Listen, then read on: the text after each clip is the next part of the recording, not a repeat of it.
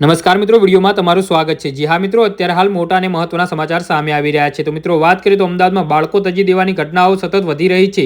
તેવામાં હવે Ahmedabad railway station પરથી ટ્રેનમાંથી બાળકી મળી હોવાની ઘટના સામે આવી છે। બાંદ્રા અમદાવાદ ટ્રેનમાંથી બાળકી મળી આવી છે। લોકશક્તિ ટ્રેનના જનરલ ડબ્બામાંથી કાળા કલરની બેગમાં રાખેલી બાળકી મળી આવી છે। જી હા મિત્રો, અત્યારે હાલ મોટા સમાચાર સામે આવી રહ્યા છે। તો મિત્રો સમાચારમાં વધુ વિગતવાર વાત કરીએ તો એક મુસાફરની બેગ પર ધ્યાન આવતા બેગ ખોલતા તેમાંથી બાળકી મળી આવતા પોલીસને જાણ કરાઈ હતી।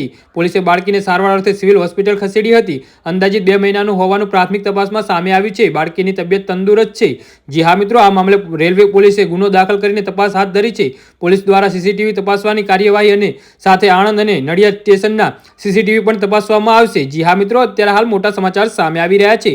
બાળકને ત્યાજના શંકાસ્પદ વ્યક્તિ મામલે કુલી અને સ્ટોલ ધારકોને પૂછપરછ કરવામાં આવશે। ત્યારે જોવાનું રહ્યું કે માસૂમને જન્મ આપ્યા અને 2 મહિના બાદ તરછોડી દેનાર નિર્ધર્ય માતા કોણ છે અને આ કૃત્ય પાછળનું કારણ શું છે।